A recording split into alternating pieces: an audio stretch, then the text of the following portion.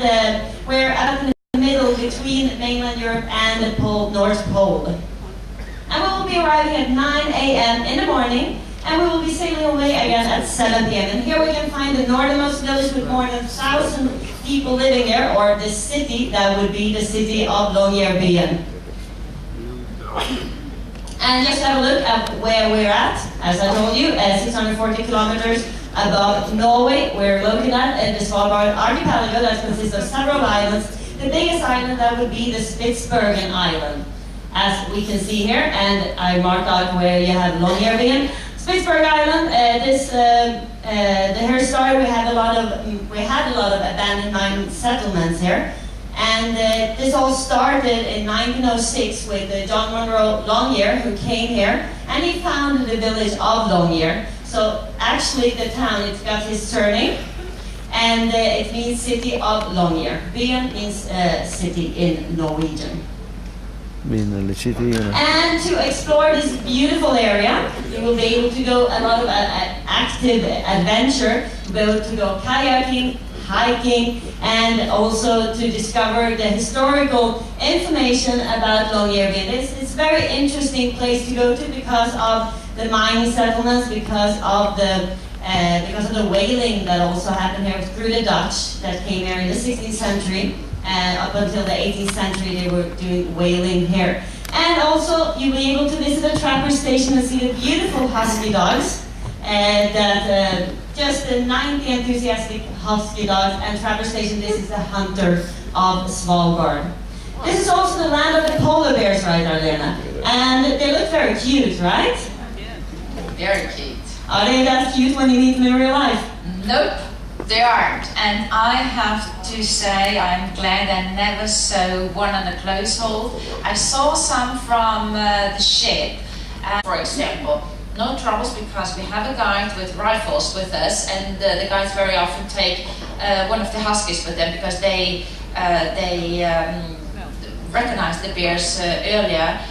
And polar bear is protected in Svalbard since 1973. Polar bears were almost depleted before that because they were hunted for their blubber, for their not so much blubber, but more for their skin and for their meat.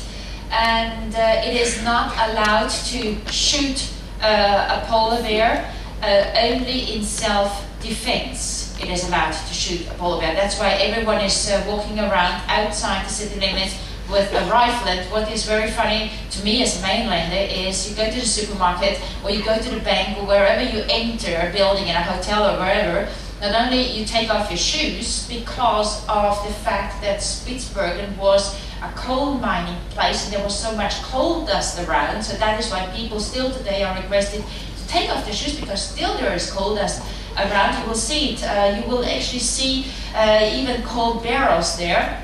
But coal mining is not the main industry anymore today.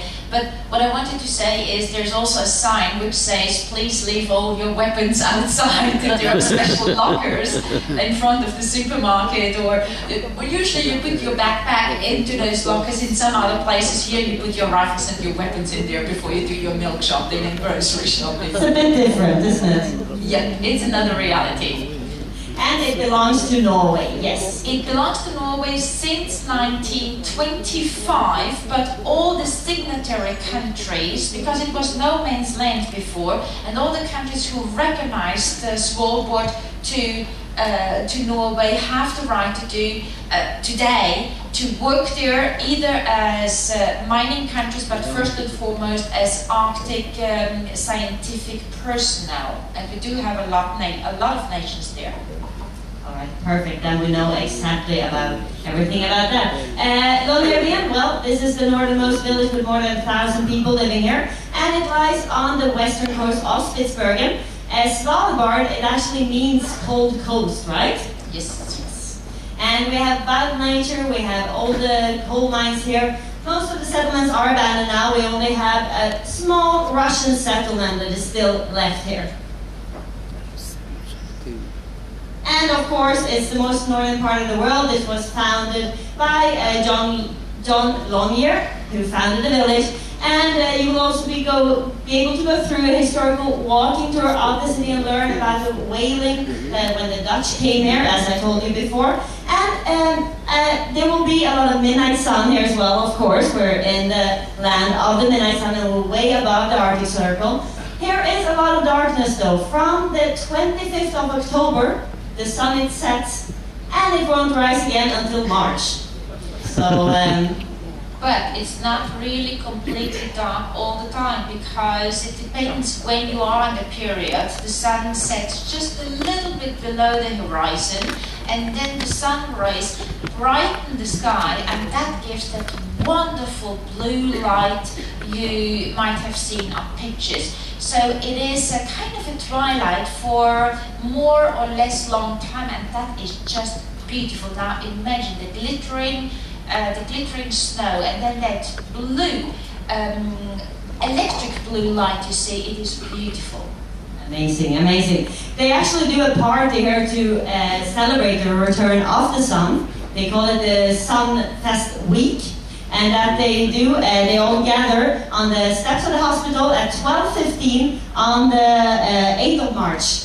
And then they all gather there to see the sun come up once again. So, and then they have a 1-week celebration of the sun. And this is more or less what the city center looks like. It's a small place, it's about 2,000 inhabitants here in Longyearbyen. And here you can also see, well, what is the man carrying there? Is he carrying a rifle? Could it be? Yeah? It's rifle, yes. Yes. It's weapons, actually. So, you have to leave them before you go in and do your milk shopping. Remember that. And of in course, church. Yes. And in church. No weapons in church. Oh, no weapon in church. And this is the Svalbard Church that you will be able to enter there if you go on the historical walking tour, for example. And this is a beautiful little church. This is the northernmost church. We can find most northernmost places here in Longyearbyen, actually. You'll be able to find the northernmost bank, Long Valley, that you will be able to go through, and you follow the river of the Advent Alley. Here is Inland Tundra, and you'll also be able to see some reindeers there, if you're lucky. And also you have the largest population of seabirds to be found in Svalbard during the summertime. Yeah.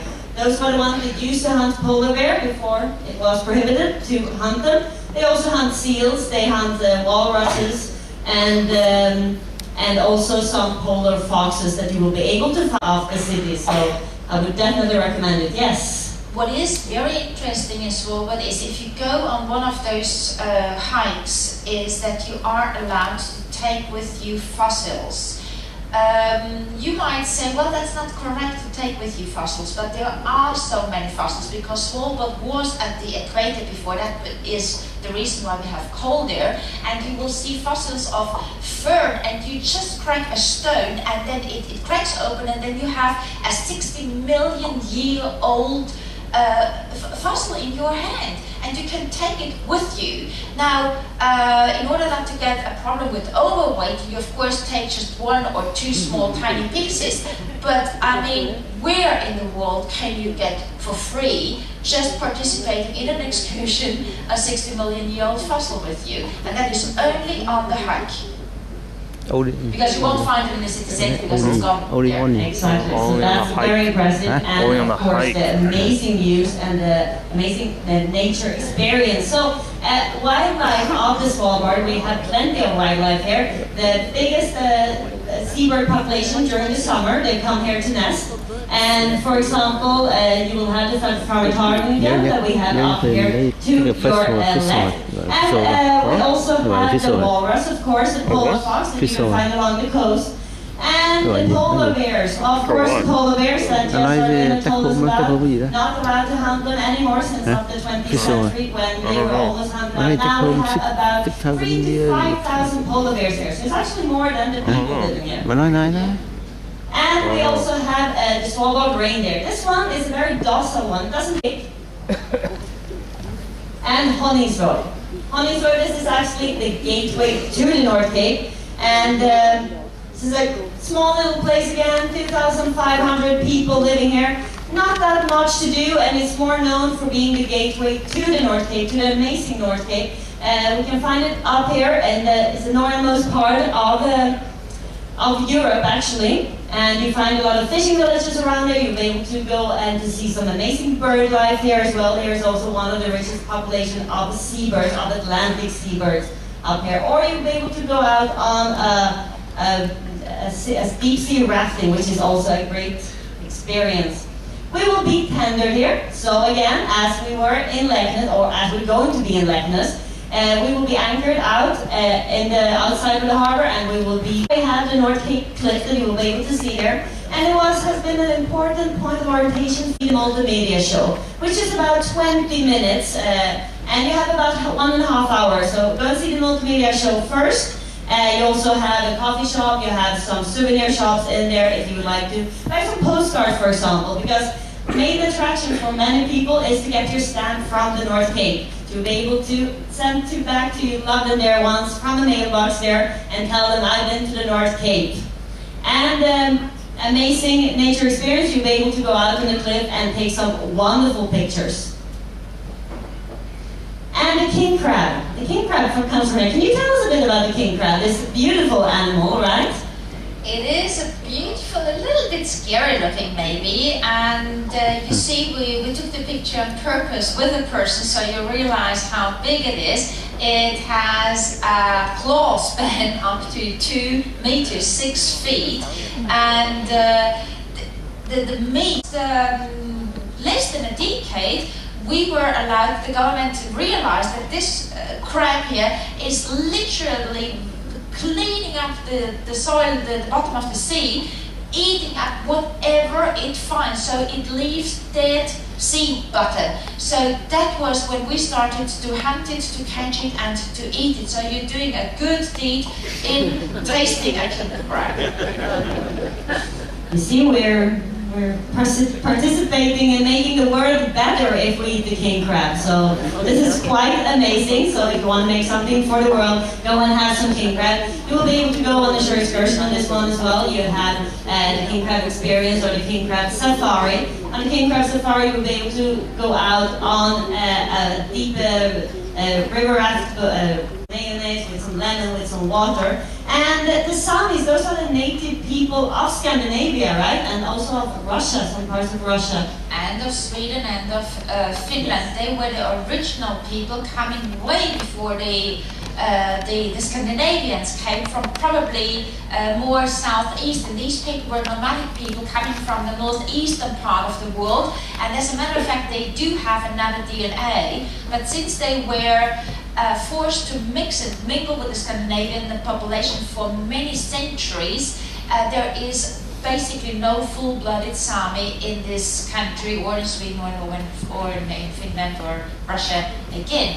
But only as a Sami, and Sami is the correct word. Many people call them Lapps, but to call a Sami Lapp is as if you were calling a native North American redskin. It's not very nice, so they're called Sami people, and they live in those tents. And you will have the opportunity to go in a Sami tent if you go on the king crab excursion experience, but also you will make a stop going up to the North Cape, either going up on your way down. You will meet real Sami people, well, not 100% because they're not existing anymore, but with their traditional dresses, and they were allowed to don their dresses, which are completely different. You see that the colors are, predominant colors are red and blue and yellow, which are the colors of the elements.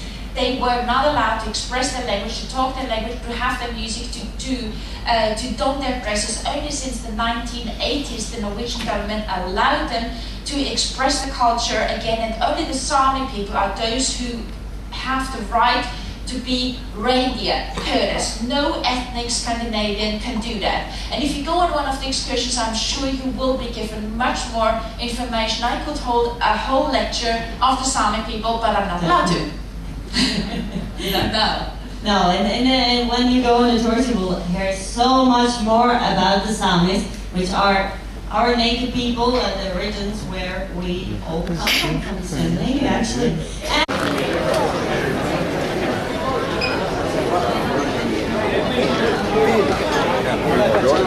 And on the watercolumn. Calm down.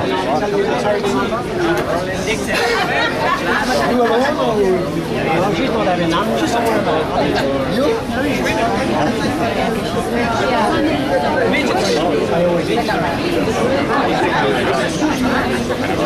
En then getting sushi, some shrimp here, the sushi. Right, just add on like this. Okay. Oh, det kommer in här.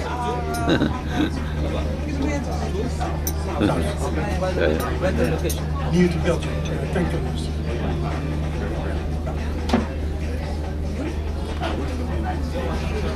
St. Louis. Central part of the country. Little shrimp-like crustaceans, all the marine mammals, the seals, the whales in Antarctica, the penguins supplied by this. Looking at mountains up here, they've been weathered and worn down, as opposed to what you've seen of younger mountains in geologic terms of time in Alaska and down in Chile. Look, for example, at Alaska. We do the same type of cruising in Alaska that we're doing up the coast of Norway. We're going up the inside passage of Alaska here, protected, sheltered waters. But the mountain ranges here are the highest coastal mountains on the planet. We're looking at peaks here 900 feet above sea level, 300 meters where Nordkapp was, and we're going to 1,200, 1,500 feet above sea level. When we're looking at the Chugach Range right here and the Wrangell-St. Elias Range in Alaska that you may have seen, you're looking at the highest coastal mountains on the planet. These run 12,000, 15,000, 18,000 feet right there along the coast. 10 of the top 15 peaks in North America are in this range of mountains. So you're looking almost at a wall right in front of you. Here's the Chugach. You're looking up there. If you're floating on our whitewater trips coming down the rivers, you're looking at just a wall of rock and ice. Right in the Chugach, there's 18 peaks higher than anything in the lower 48. For those of you not from the States, what we call the lower 48 are the contiguous 48 United States, excluding Alaska and Hawaii. But here you've got 18 peaks higher than 14,400 feet. That's the high point in the lower 48. It's in California. Here you've got 15,000 foot peaks that come right down to the ocean. We're floating down the river, you're looking up at this, and whoa, it just breaks your neck to take in the grandeur of that scenery. But these are much younger mountains, 30, 35, and 40 million years old. That sounds old, but in geologic terms, that's very, very young for mountain peaks. Some of them here in Norway, you've got a beautiful glass day, just like we have outside with almost no wind blowing. You'll see these up to 2,000 feet with some places this ice and the snow and these glaciers coming all the way down to sea level. The same thing down in Chile. A lot of you said we cruised in Chile. Didn't see that same thing. Here is a topo map of Chile, and you see from the coastal plain to the spine of the Andes, we've got some peaks there that are higher than anything even in North America. The highest mountain in South America is Aconcagua, which is up here right on the border of Chile and Argentina. That mountain is over a half mile higher than Denali, which is the highest peak in North America. So it is the highest peak in the whole hemisphere. And where Chile is about 2,200 miles north to south, it's less than 200 miles east to west. So that dramatic rise from sea level all the way straight up to 4 miles high really is a shocking thing. And these Andes are the same, like the Chugach, the St. Elias Range, 40, 50 million years old. Again, in Mother Nature's terms, young mountains. They haven't been worn down by the forces of nature. There's still these jagged, sawtooth type of a range of mountains. The further south you go, all the way down into the north and the South Patagonian ice fields, and you get into the Torres del Paine National Park, you see the youngest of all of them. And look how ragged, jagged these guys are. It'll be millions of years before they look like this. These are the Appalachian Mountains on the eastern coast of the United States. They might be 300 million years old. So look how different they are from what you're seeing here in Norway and what you've seen in Chile and in Alaska. Worn down by the forces of nature over these millions of years to where they're just gentle sloping. Here the high point is about 6,000 feet. You find peaks in North Carolina that are about that. No jagged peaks till you get out into the Rocky Mountains, into some of those ranges that we have there. The other question that some of you had, you saw some of the slides this morning that showed some of the whitewater opportunities here in Norway. Norway is blessed to have some of the most beautiful, pristine, cleanest rivers anywhere in Europe. is snow melt coming out of the mountains. Makes for some wonderful whitewater trips. Here's a great day on one of the rivers here in Norway where we conduct these programs. Class 2 and Class 3 whitewater. Now here is what we call a great day on the river. This is what we call a snorkel run. You need a snorkel for the guy. What we'll do, the boatman will bring the boats through sometimes and then pick up the group down below after you get through a rapid like this. That is the ultimate spin cycle. Here it's body parts somewhere in this. This is a great day on the river because you don't flip the boat. You're running through the whitewater, Class 4 and Class 5 whitewater. This is a very bad day on the river. This guy, the guy's tips drop dramatically after this. And when you get dumped, but it's part of the experience. So yes, there are some excellent whitewater opportunities here on these beautiful, pristine rivers to go. From Norway, west to the British Isles, and east all the way to Moscow. This is a solid sheet of ice up here, about 2 miles thick in places, 9,800 feet thick. Well, the Earth at that time was in the period of the great woolly mammoths. It started warming a little bit in the Pleistocene period. Creatures like this roaming across these far northern reaches of Europe. Fast forward to about 10,000 years ago and get into the Holocene period. Here the Earth started to warm up. What's happening here is the ice is retreating now up into the high mountains, and that's where it remains today in the forms of these big ice fields and glaciers that we'll be looking at. And what is the glacier? Well, as snow falls over eons of time and accumulates, it becomes glacial ice. The time frame on that is something interesting to see. How long does that take? We've all held a snowflake in our hands. They say that no two designs are the same. Beautiful little creature. After a while, a couple of days, it starts to lose its form. After a couple of months, it's pretty much lost all its form. It becomes what's called a firn, F-I-R-N, glaciologists call this. When over about 3 months, many of these little globules of ice come together, they create glacial ice. And that's exactly what the glacier is this moving river of ice. Now the gravity is what pulls it. As this tremendous pressure of the weight of these eons of snowfall accumulating, packing down this ice to a very, very rock-like form, it's going to move, and of course it's going to move downhill. As it moves downhill, begins this long journey to the lower elevations, it becomes a glacier. So the glacier simply is a moving river of ice. So the living thing. Here you can see a landscape that's been carved. We'll see this as we get closer to the Leknes there in the Lofoten Islands. Peaks, nunataks rising up all around that have been sculpted of snow that's falling and the amount of heat that you've got in this particular time period. Here is this river of ice joined by another river of ice, and you can see what is dragging along with it. We'll see a lot of this in the coming slides here that shows you the sand, the rock. It's called glacial till that comes with this moving river. Now the glaciers created this landscape. They are still transforming it today.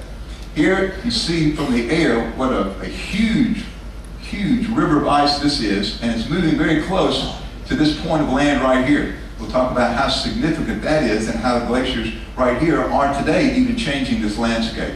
But you get a good feel of glaciers. Which ones are we likely to ice fields that we might be seeing when we're up here? Heavily compacted. It's ice, there are no areas that have that blue look that we see in that one. It's highly fractured ice, and here you're looking at it and it's just pure solid white. That's all that you see. You don't have it tightly compacted. When you buy ice in the supermarket, it's ice like this. You have ice that's made in your refrigerator. It's not nearly as densely compacted as this glacial ice. Glacial ice becomes almost blue when it's just all of the air coming off of the face of the glacier. Is that about 80% of the size of that glacier is underwater. The iceberg is underwater. That's a special danger to ships. When they see these icebergs out in the breaches of the North Atlantic, they know that how close are you going to get? Okay, here most of the size of that iceberg is underwater. We know what happened 100 years ago this past April. On April the 4th of 1912, the Titanic, the unsinkable ship, scraped along the side of a glacier, above an iceberg, about 600 miles southeast of the Grand Banks of Newfoundland. Had they hit that head on, people that have studied this, maritime historians and engineers, said there probably would not have been that much damage to the ship, but they scraped it along the side, and that's what caused them to sink. Lost the entire ship. Now, glacial moraines is a term that you'll hear glaciologists speak of a lot, and it's interesting to see how they define the different parts of these glaciers. Here's a glacial moraine that is a terminal moraine. All of the dirt, the rock, the glacial till is being carried along by the glacier, deposited right at the face of it is a terminal moraine, the terminus of that glacier. Here's where it is right here. It's either advancing or it is retreating. When that till is deposited on the side of that river of ice, we call it a lateral moraine. You can see how much of it is here on the sides. Glacial till, all this debris that's carried, deposited on the side. We have medial moraines that they talk about, and what it looks like tire tracks here. And what it is, it's when one or more of these other rivers of ice flow into the main body of this valley glacier and create a series of glaciers running together. And this is the medial moraine where each of them will run into the main body of that glacier. Here's a picture that shows all of them together. Terminal, medial, lateral moraines. A good image of all of that. Here's the terminal, the medial, and the lateral moraines of these glaciers. Now another, whether you're in one of these areas that we you may have glacial ice in your drink. It's going to last a lot longer. Why? Is it colder? No. 32 degrees or 0 centigrade is freezing. It's the same thing. However, it's compacted so tightly, just like we said, that blue ice. Here you've got some ice that's compacted so tight, it's going to last a lot longer than the ice that your refrigerator makes or that you buy in the supermarket. Now let's look at how these glaciers today are still transforming the landscape that they created millions of years ago. We mentioned this glacier right here. This is in Alaska.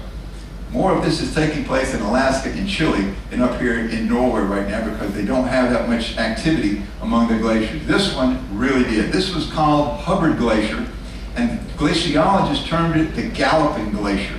In glaciers, you talk about moving at glacial speed. Somebody says, you're so lazy, you're moving at glacial speed. We'll be insulted because glacial speed is very, very slow. Centimeters a year, usually, in what they measure the rate of advance or retreat in a glacier. Here's one that all of a sudden, in 1986, was moving 5.5 feet in 1 hour. You can almost watch that. You can see that. What was happening? They feel that it was seismic activity. The seismologists, the geologists, the glaciologists who were studying this noticed that at that time, this glacier, here's Columbia Glacier right here. This is Valerie Glacier coming in from the side, and that's a glacial moraine again that is created. It started surging.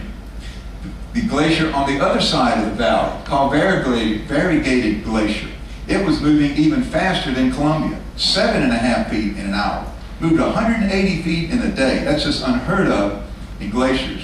So this seismic activity that evidently was safe to say one Mississippi, there went 3.5 million soccer balls. That's how much water came bursting out of Russell Fjord, which is a fjord again now. That's 35 times the flow of Niagara Falls. If you see Niagara Falls, they border New York and Canada. 35 times the flow of Niagara.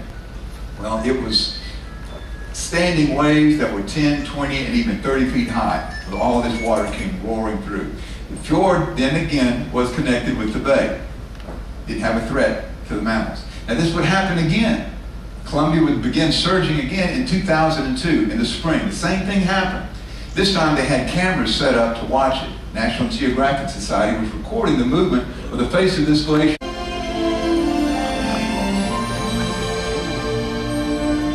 that the lagoon you want to go to? Yeah.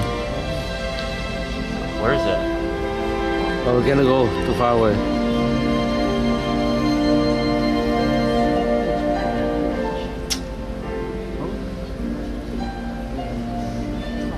Well, if we dock at 9, we leave at 10 and get there at noon. Don't do this. Don't worry, yes, listen.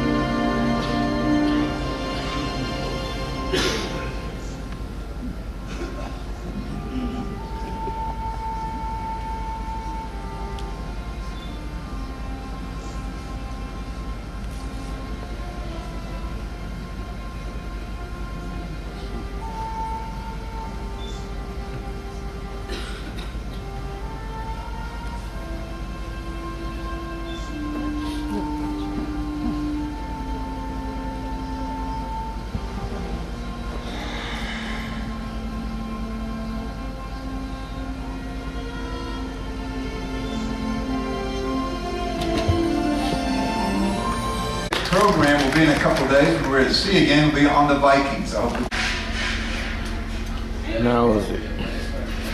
Now it's 10 p.m. but the sun's still very high up.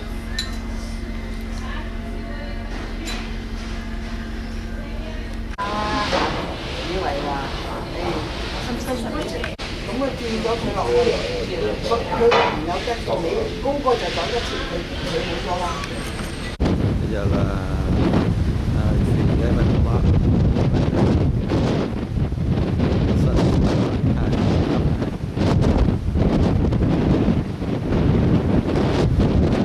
Ship moving to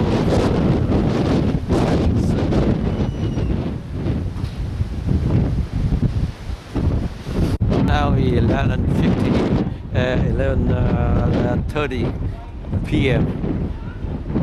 11:30 p.m. tonight. The sun's still on. We expect the sun will hit the horizontal and go back up. We tonight will stay up until the sun back up to see it. Very interesting moment in our life. Very interesting. That's another side of the sun. This east side of the boat, on the west side of the boat. Sun's still on. The sun's still on. Almost midnight, but people stay here to wait for the sunset, but sun never set tonight. I think we passed the Arctic Circle already. We did pass the Arctic Circle, but yesterday the Captain said pass the Arctic Circle at 11:58, so still a couple more time.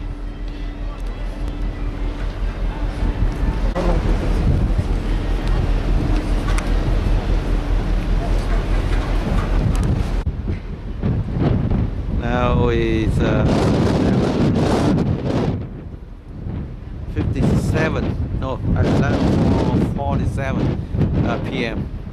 So the sun is still up. So we expect the sun will go down, hit the sea level, the horizontal, and back up again. Now we stay up to watch the sun. At midnight sun. We about enter the Arctic Circle. Arctic Circle means right at the circle. Any point at the Arctic Circle should be the one full day of the sunlight, no sunset, 24 hours of sunlight. And if we go further to the North Pole, like the ship now go to the North Pole, so more sunlight, maybe 2 days sunlight, no sunset, no night, and keep going, and 3 days, 4 days, 5 days after that. So, but after Arctic Circle, just 1 day only.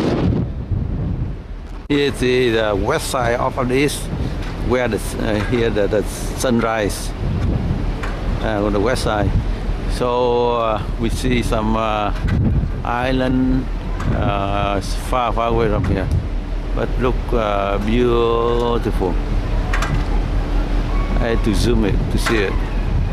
So the sunset, no, the sun hit the Arctic Circle. That means hit the horizontal or sea level. At the 11:58 that the captain told us. So people here stay on a deck of the ship, wait for the sunset. But sun will not set. They will hit the horizontal and come back up.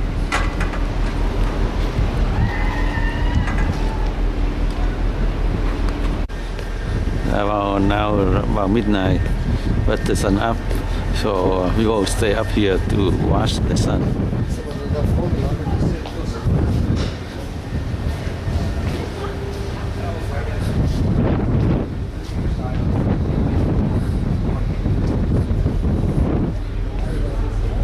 Yeah, we will stay up around.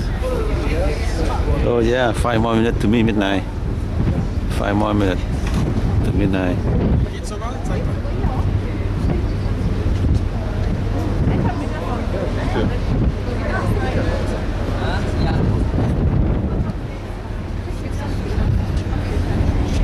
Now, midnight right now. Now is the, 3 minutes after midnight. 3 minutes after midnight. So not set yet. Maybe about half hour. Half hour. The tour director, this guy, tour director, he's a Canadian.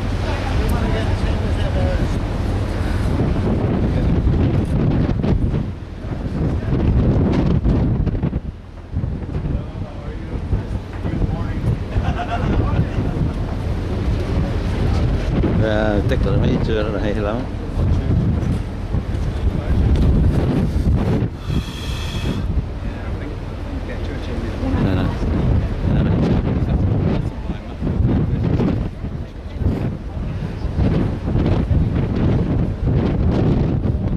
Midnight sun. Midnight sun. Midnight sun. That's very particular. We travel from California to here to see the midnight sun. Now it's about 5 minutes after midnight. The sun's still up.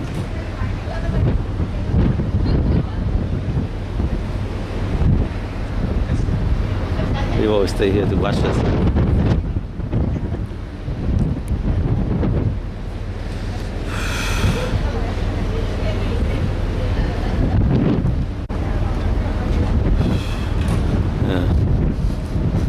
Now we 7 minutes past midnight. Oh, the work. Midnight sun. The work flying.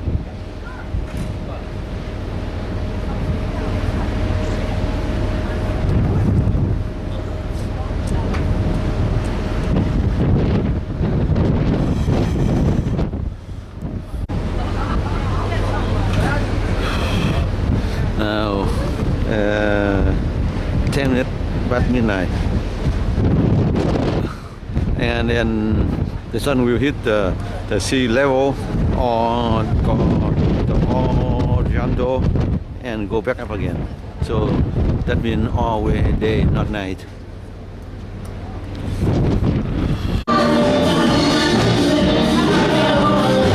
Yeah,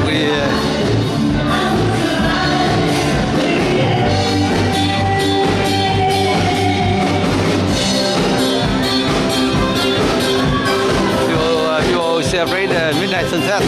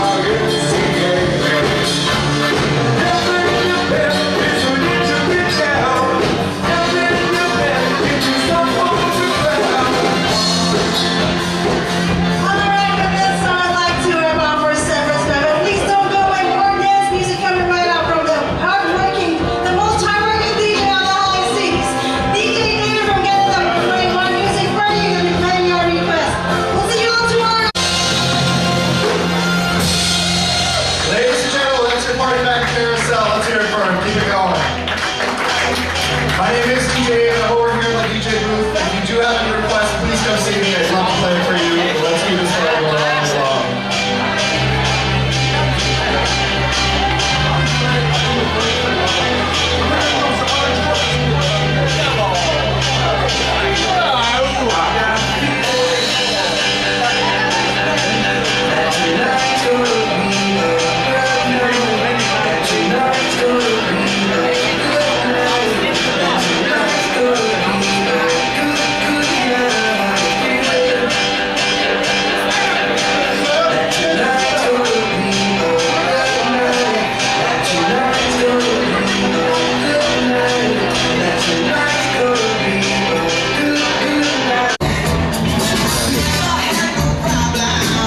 The ship head to the North Pole. The ship head to the North Pole right now.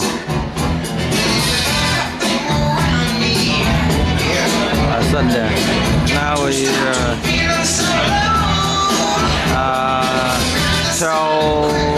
25 minutes after midnight, but the sun's still on.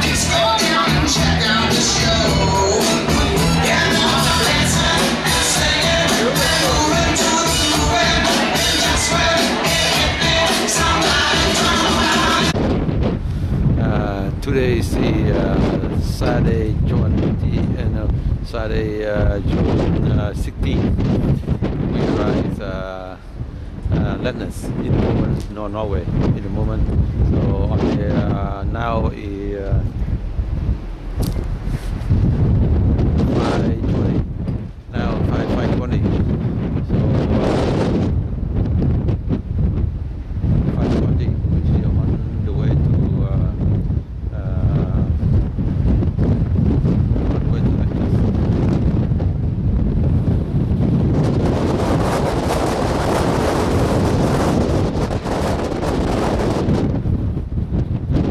On the way, on this one, on the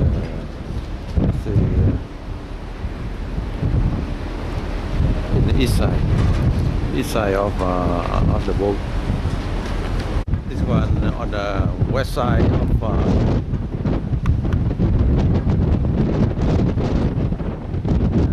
high. Now it's 5:30. Sun come high already.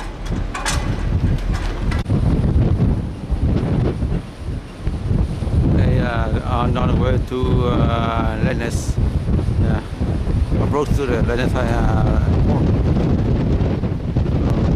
This one no, east of the boat, and then mainland. Here the mainland of Norway, mainland inside here. Over here, one side, another side of the boat. This is, I see, close to the boat. That's when the island. That on the left side. That means on the west of the boat. So that's an island.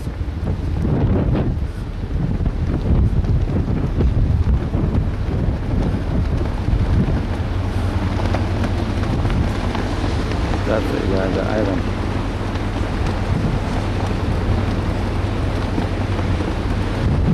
Now is the 5:55 a.m. 5:55 a.m. on the Saturday 16th.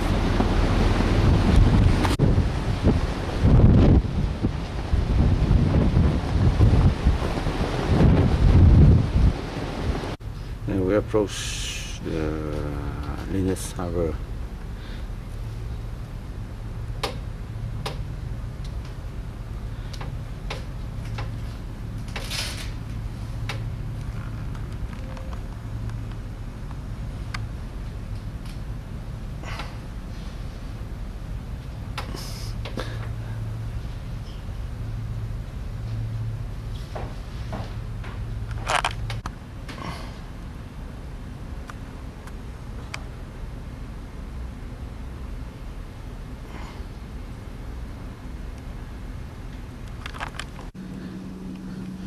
Now it's 15 a.m. Ship arrived Leknes. Yeah, the ship approached Leknes Harbor.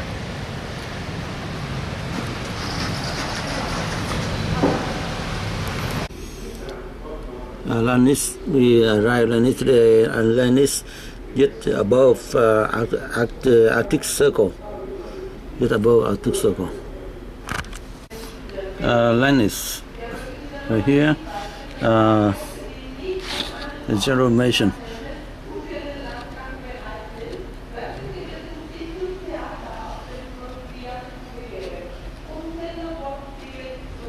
That information about Lannis.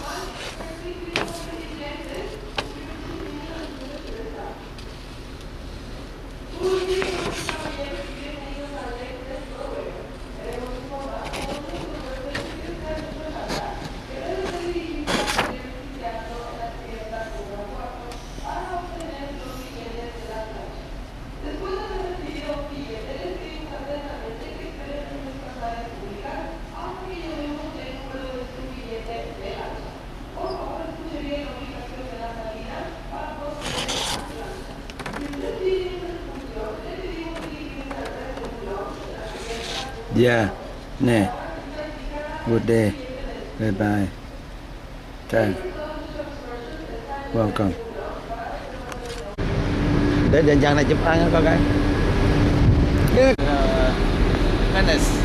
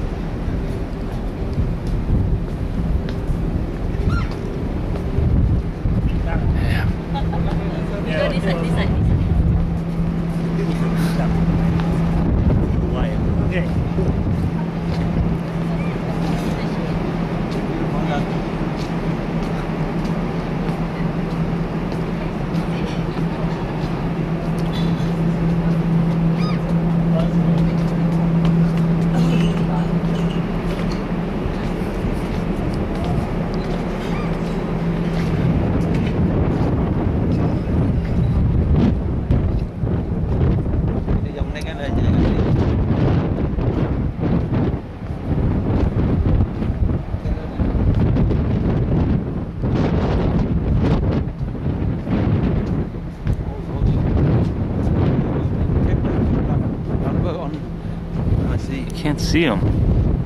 Zoom in. On the boat.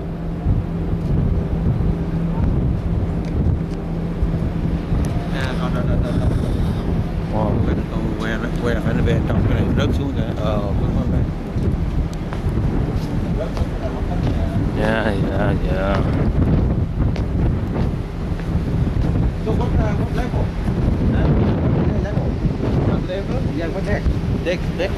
Deck one. Yeah. Oh, right now? Yeah. They go right now or no? If they go right now, No? I'm not sure. Not sure? Yeah, the tender there. Yeah, they're going right now, I think. Okay, that's one. Thank you.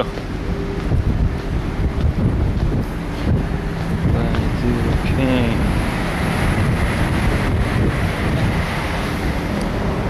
4:30, the dark one, you know? Yeah, I know. Do you know that?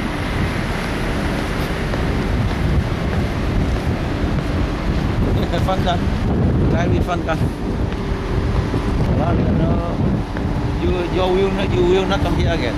So you try to get the whole hour out.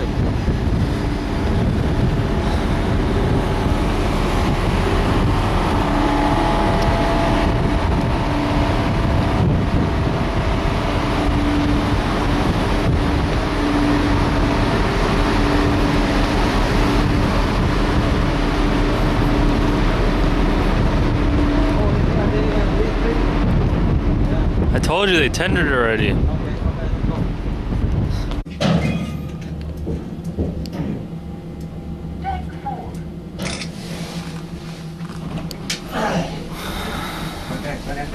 Deck 1.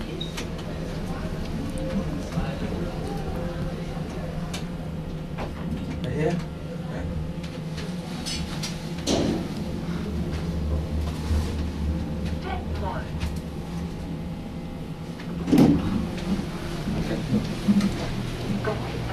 This one go to the tender. Let's see here the they call the Fastoy Island, southwest of Letnas. This is a beautiful place, High Mountain Deep Valley. And second place to see Sun Fishery Museum, located 25 miles south of Letnas. Not far from the Rai Museum. That is the most beautiful country museum in Humboldt. At 13 see the Viking Museum, located 10 miles northeast of Lennox. Museum is site of life African view.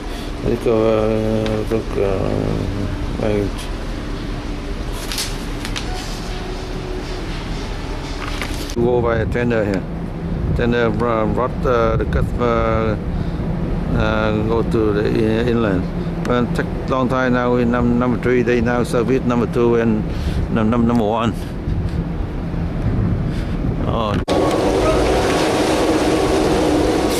Liberty Constitution.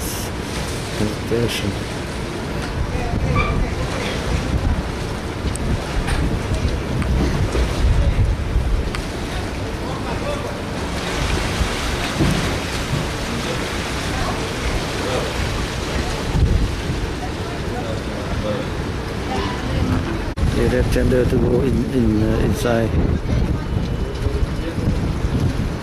120 passengers per tender.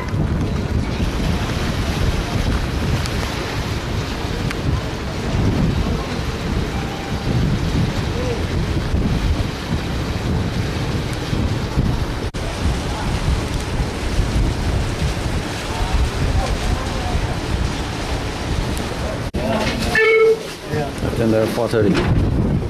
Morning. Good. Tender. Is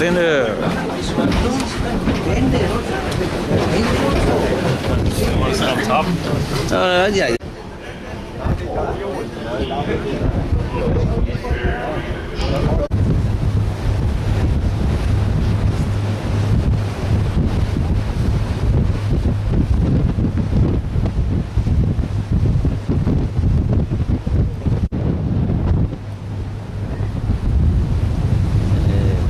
Now go on shore.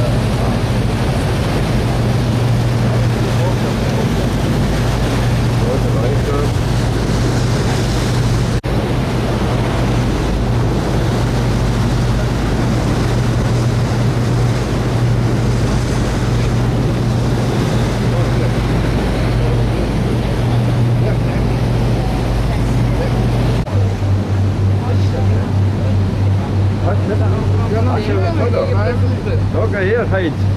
Mehr vor. Richtig. Genau. Gut, Pause. Pause muss noch nicht alt werden. Wie schon hier.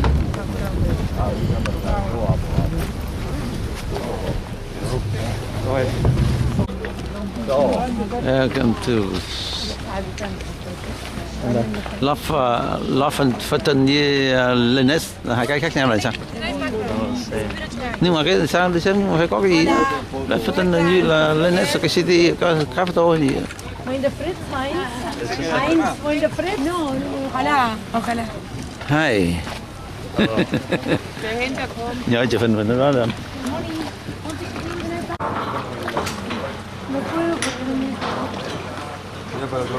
Para abajo. A tu pie.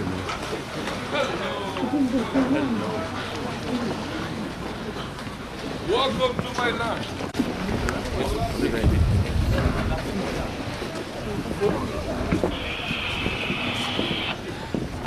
Hello, welcome to my land. That's good. Welcome to my land. Come here. Oh.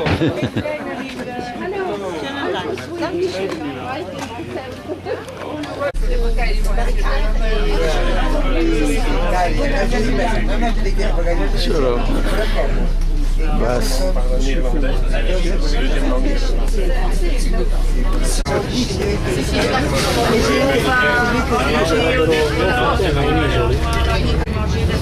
There's no way.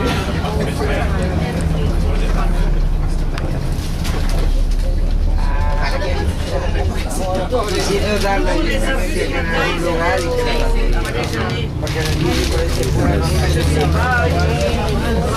golpe de ola, golpe de una piedra, va a quedar tirada un muelle por ahí.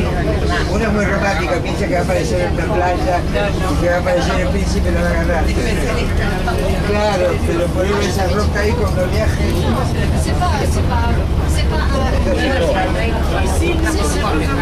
Claro, dejarla acá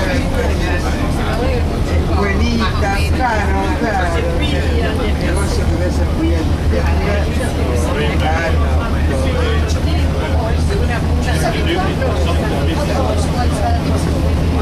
Sí, te van a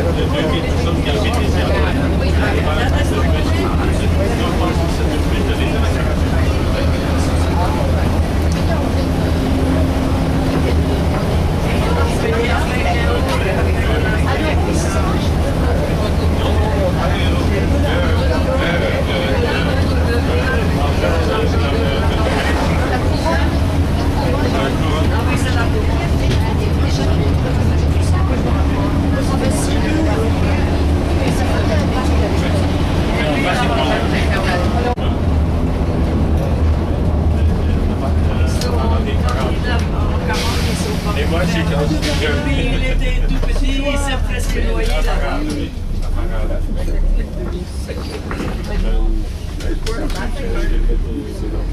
Oui.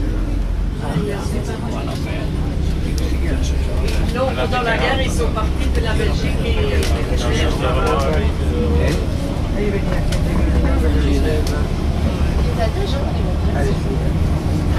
beaucoup.